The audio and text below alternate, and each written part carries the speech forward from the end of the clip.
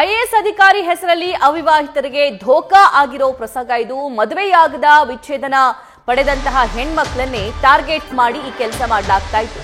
ಮಹಿಳೆಯರನ್ನ ನಂಬಿಸಿ ಪುಸಲಾಯಿಸಿ ವಂಚಿಸುವ ಕಿಲಾಡಿ ನಲ್ಲಪಟ್ಟಿ ಜೀವನ್ ಕುಮಾರ್ಗಾಗಿ ಪೊಲೀಸರು ಹುಡುಕಾಟ ನಡೆಸ್ತಾ ಇದ್ದಾರೆ.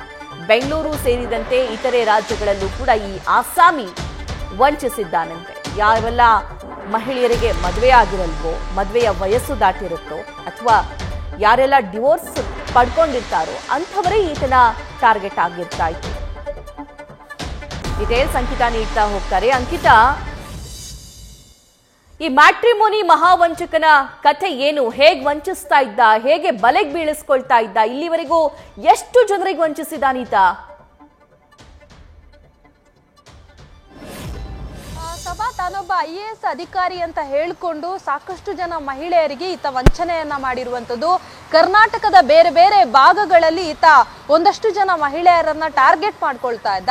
ಈತನ ಪ್ರಮುಖ ಟಾರ್ಗೆಟ್ ಏನು ಅಂತಂದ್ರೆ ಮದುವೆ ಆಗದೆ ಇರುವಂತಹ ಹೆಣ್ಮಕ್ಳು, ಜೊತೆಗೆ ಡಿವೋರ್ಸ್ ಆದಂತಹ ಹೆಣ್ಮಕ್ಳೇನಿದ್ದಾರೆ ಇಂಥವರನ್ನ ಟಾರ್ಗೆಟ್ ಮಾಡ್ಕೊಂಡು ಈತ ವಂಚನೆಯನ್ನ ಮಾಡಿರುವಂತದ್ದು. ಈತನ ವಿರುದ್ಧ ಬೆಂಗಳೂರಿನ ಹೆಬ್ಬಾಳ ಪೊಲೀಸ್ ಠಾಣೆಯಲ್ಲಿ ಒಂದು ಪ್ರಕರಣ ದಾಖಲಾಗುತ್ತೆ. ಮಹಿಳೆಯೊಬ್ಬರು ಈತನ ವಿರುದ್ಧ ವಂಚನೆ ಕೇಸನ್ನ ಮಾಡ್ತಾರೆ. ಅದರಲ್ಲಿ ಪ್ರಮುಖವಾಗಿ ಅವರು ಮೆನ್ಷನ್ ಮಾಡಿರುವಂತದ್ದೇನು ಅಂತಂದ್ರೆ ಈತ ಅಂದ್ರೆ ಜೀವನ್ ಏನಿದ್ದಾನೆ, ಈತ ಮ್ಯಾಟ್ರಿಮೋನಿಯದಲ್ಲಿ ಮಹಿಳೆಗೆ ಪರಿಚಯ ಆಗ್ತಾರೆ. ಅದಾದ ಬಳಿಕ ನಂಬರ್ ಕೂಡ ಎಕ್ಸ್ಚೇಂಜ್ ಆಗಿರುತ್ತೆ.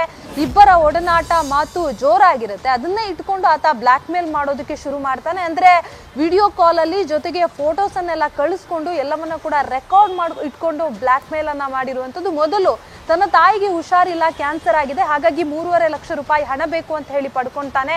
ಅದಾದ ಬಳಿಕ ಮತ್ತೆ 5 ಲಕ್ಷ ಬೇಕು ಅಂದಾಗ ಮಹಿಳೆ ಕೊಡೋದಕ್ಕೆ ಒಪ್ಕೊಳ್ಳೋದಿಲ್ಲ. ಅದಾದ ಬಳಿಕ ಅಂದ್ರೆ ಅವರ ಖಾಸಗಿ ವಿಡಿಯೋಗಳೇನಿದೆ ಅದನ್ನ ಇಟ್ಕೊಂಡು ಆತ ಬ್ಲಾಕ್ ಮೇಲ್ ಮಾಡೋದಕ್ಕೆ ಶುರು ಮಾಡ್ತಾನೆ. ತಕ್ಷಣ ಮಹಿಳೆ ಆತನ ಬ್ಯಾಕ್ ಗ್ರೌಂಡ್ ವೆರಿಫೈ ಮಾಡಿದಂತಹ ಸಂದರ್ಭದಲ್ಲಿ ಆತ ಸಾಕಷ್ಟು ಕಡೆಗಳಲ್ಲಿ ಅಂದ್ರೆ ಆಂಧ್ರ ಜೊತೆಗೆ ಬೇರೆ ಬೇರೆ ಕಡೆಗಳಲ್ಲಿ ಈತ ಮೋಸ ಮಾಡಿರುವಂತದ್ದು ಗೊತ್ತಾಗಿದೆ.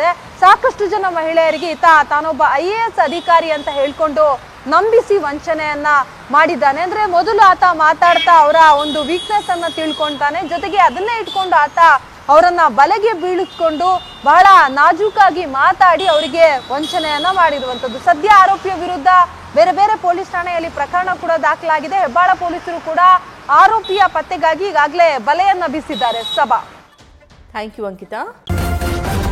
ನ್ಯೂಸ್ ಫಸ್ಟ್ ನಿರ್ಭೀತಿಯಿಂದ ನಿಮ್ಮ ಪರವಾಗಿ.